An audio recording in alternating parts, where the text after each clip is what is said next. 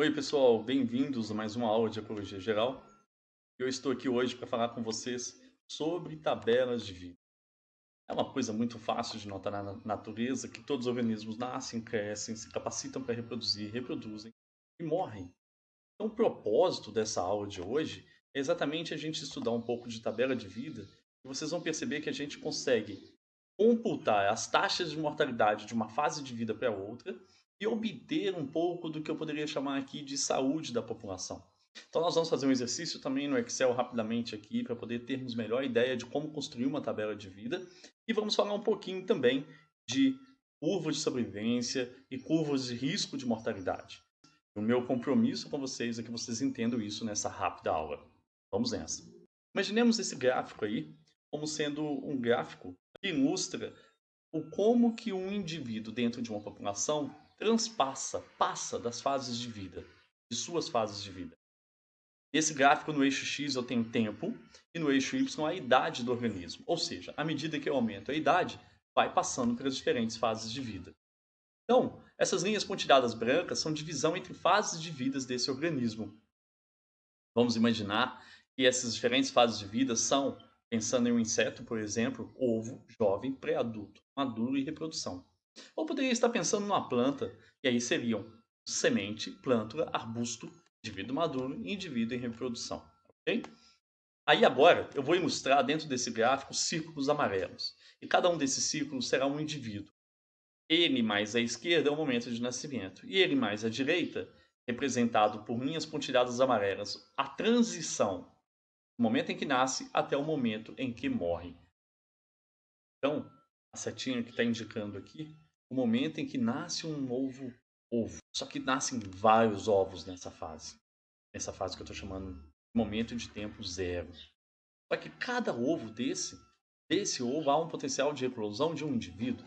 Nesse caso, ele eclodiu e chegou na fase de jovem e morreu, onde está novamente pontuada a bolinha amarela. Esse segundo morreu ainda como ovo, ou seja, o indivíduo não eclodiu. O terceiro chegou na quarta fase de vida, atingindo maturidade sexual. O quinto atingiu uma fase reprodutiva. O sexto também atingiu. E o sétimo morreu na terceira fase de vida. Observando esse conjunto de indivíduos acompanhados desde quando nasceram, eu tenho uma possibilidade de construir um conjunto de informações numa tabela que vai se chamar tabela de vida dinâmica. Uma outra possibilidade seria eu ir, ao invés de acompanhar por muito tempo esses organismos, ir a campo uma vez e coletar informações sobre todos os indivíduos vivos, e eu teria uma tabela de vida estática. A vantagem de uma tabela de vida tipo estática é que eu não preciso acompanhar os indivíduos pela vida inteira. Então, eu poderia trabalhar com indivíduos de grande porte, que têm ciclo de vida longo, construir uma tabela de vida estática.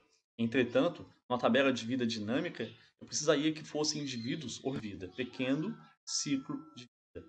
Porque imagine vocês terem que acompanhar um conjunto de organismos que vivam 100, 150 anos, ou 70, 80 anos, ou 30, 40 anos. Então é um estudo bastante difícil de ser executado. Ou seja, os dois tipos de acompanhamento do número de indivíduos na população têm vantagens e desvantagens. Agora vamos tentar enxergar isso a partir de uma planilha em que a gente construa os dados. Eu estou abrindo aqui uma planilha do Excel e dentro dessa planilha do Excel tem uma tabela com 7 linhas. Então está aqui o título da primeira coluna, estágio, 6 linhas identificando diferentes estágios. Ovos, Insta 1, 2, 3 e 4 e adulto. Na segunda coluna eu tenho o número no início do estágio. Esses dados que estão em amarelo e em negrito foram dados medidos ou observados em campo pelo pesquisador, assim como esse dado aqui na frente, na quarta coluna. A segunda coluna indica o número de indivíduos em cada estágio. Então, o pesquisador identificou 44 mil ovos, 3.520 indivíduos no estágio 1, 2.529 no 2, 1.922 no 3, 1.461 no estágio 4 e, finalmente, 1.300 indivíduos, que é o estágio que está sendo chamado de estágio 5. A terceira coluna ilustra a proporção do número de indivíduos inicial que está viva no estágio da linha respectiva. Então, na primeira linha, eu tenho 44 mil indivíduos vivos, que é 100%, ou proporção igual a 1. Na segunda linha, eu tenho 3.520 indivíduos vivos. De quantos? Dos 44 mil iniciais. Então, eu faço a conta simples. 3.520 dividido por 44 mil indivíduos iniciais. Ou seja, somente 8% dos indivíduos chegaram ao Insta 1. Saíram de ovo e chegaram ao Insta 1.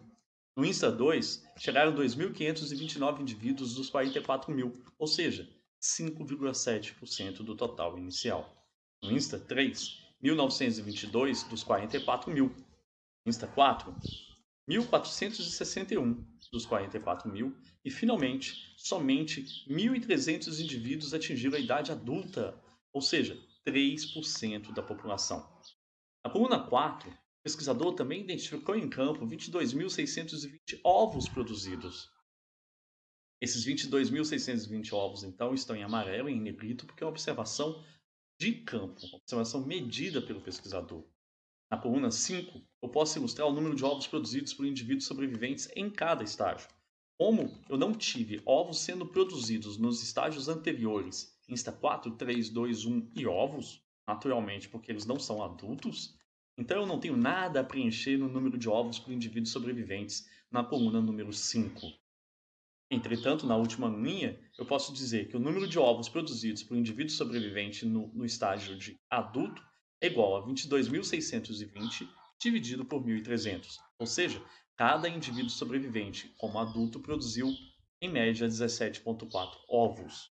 E, finalmente, na última coluna, eu tenho o número de ovos produzidos por indivíduo original. Ou seja, foram produzidos 22.620 ovos por 44 mil indivíduos originais, dando somente 0,5 ovos produzidos por indivíduo original. Esse número é chamado de taxa reprodutiva básica, e ele ilustra que essa população está em declínio, está reduzindo o número de. Vamos ver um segundo exemplo, um pouquinho mais elaborado. O primeiro exemplo era de um gafanhoto. Esse exemplo é de uma planta. Aí aqui os estágios não estão divididos qualitativamente, mas sim quantitativamente em termos de número de dias de vida da planta. O pesquisador ilustrou esse número de indivíduos em cada intervalo de dia de vida dessa planta. Por isso, na coluna número 2, ela está preenchida em amarelo e negrito. Mas a coluna número 4, que é a observação de sementes produzidas em determinados estágios, também está em amarelo e em negrito, porque o pesquisador verificou em campo. Mas vamos preencher a terceira coluna. Aqui vocês já sabem que a proporção de indivíduos sobrevivendo é 1, é total. Mas na segunda, já é 668 dividido por 996. Mas, para tornar mais rápido aqui o exemplo, eu vou puxar e o que eu estarei fazendo é pegar o número da segunda coluna e dividindo por 996 em todas as linhas até o final. Assim eu tenho a última linha com a proporção da coorte sobrevivendo igual a 0, mas eu tenho a segunda linha em que era 67%, a terceira em que era 29%, e aí sucessivamente. Já na quarta linha, a gente tem o número de sementes produzidas em cada estágio. Novamente, até o período de tempo de 278 a 292 dias, nenhuma semente foi produzida. Toda a produção de semente foi concentrada em 5 momentos do tempo, entre 292 e 362 dias. Então, o número de sementes produzidas por indivíduo sobrevivente nessa primeira linha aqui, em que houve produção de sementes, é igual a 53 dividido por 159 indivíduos sobreviventes. Ou seja, cada indivíduo produziu 0,33 sementes nesse momento da vida. Se eu puxar isso aqui para todos os momentos em que houve alguma produção de semente, eu tenho esses números. E na última coluna, o número de sementes produzidas por indivíduo original é igual a 53 dividido por 996. Se eu puxar esses dados aqui, eu tenho esses números aqui. Esses números me dão, quando eles são somados, novamente a taxa reprodutiva básica, que ilustra que essa população está crescendo, multiplicando-se por 2,4. Essa taxa reprodutiva básica, se ela estivesse sendo observada numa população de plantas daninhas numa área de cultivo, ela estaria ilustrando que essa população de plantas daninhas, por exemplo, poderia estar aumentando, gerando um risco maior para uma população de plantas cultivadas dentro da sua área de trabalho. A partir desses números que a tabela de vida nos fornece, a gente consegue uma informação bastante importante, que a gente chama de curvas de sobrevivência. Esse gráfico ilustra 3 diferentes curvas de sobrevivência. Uma curva tipo 1, 2 e 3. Vocês podem reparar que essa curva tipo 1 ilustra que, à medida que passa o tempo, o número de indivíduos sobreviventes se mantém praticamente estável. Somente lá por bastante tempo avançado, ou seja, meio da vida, para 2/3 de vida, o número de indivíduos sobreviventes começa a reduzir, que é a fase de senescência. Na curva tipo 2, ela ilustra que o número de indivíduos sobreviventes ele tem uma proporção que se mantém praticamente fixa do início ao final da vida. Ou seja, você tem fatores diferentes e momentos diferentes da vida que levam a uma manutenção de sobreviventes semelhante. Gera mortes de forma semelhante, em outras palavras. Na curva tipo 3, o número de indivíduos sobreviventes cai muito rapidamente no início da vida. Depois, ela estabiliza e não cai tão rapidamente mais, se mantendo os indivíduos vivos por muito tempo. Essas 3 curvas de sobrevivência têm exemplos bem típicos. Aí a gente poderia ilustrar mamíferos como indivíduos, organismos que teriam curva de sobrevivência do tipo 1, aves como do tipo 2 e plantas como indivíduos que têm curva de sobrevivência do tipo 3. Se eu voltar na tabela de vida que a gente estava agora, a gente consegue extrair as curvas de sobrevivência nas 2 tabelas de vida. Vou voltar na primeira, a mais simples. Se eu selecionar esse conjunto de dados aqui da coluna 2 e solicitar a inserção de um gráfico simples, eu consigo ilustrar que o número de indivíduos que sobrevive no início da vida cai rapidamente e depois se mantém mais ou menos estável. Tem um cavalo passando aqui agora. É moto, é caminhão, é cavalo, é aspirador. É uma loucura.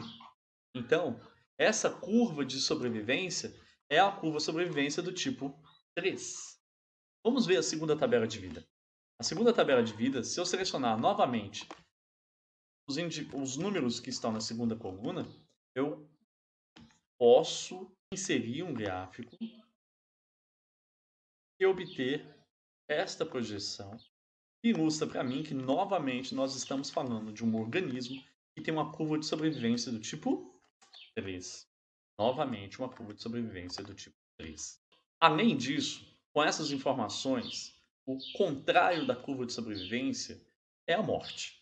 Então, eu teria como obter também curvas que representem o risco de mortalidade. Então, observando aqui esses gráficos que ilustram os números de sobreviventes, que são as curvas de sobrevivência tipo 1, 2 e 3, para cada um eu posso obter uma curva de risco de mortalidade. Para a curva de sobrevivência tipo 1, eu tenho uma curva de risco de mortalidade que ilustra exatamente o que ocorre. A taxa de mortalidade é pequena no início da vida e aumenta muito no final da vida. Depois de um determinado momento que a gente começa a qualificar como final da vida. Na curva tipo 2, eu tenho uma taxa de mortalidade fixa, praticamente homogênea ao longo da vida inteira, porque fatores diferentes levam a mortalidade na mesma taxa em momentos diferentes da vida dos organismos. Na curva de sobrevivência do tipo 3, eu tenho uma taxa de mortalidade muito alta no início da vida e menor mais para frente à medida que passa o tempo. Tá? Então, a curva de sobrevivência tipo 3 tem uma curva de risco de mortalidade idêntica, tá? Com formato idêntico. Muito bem.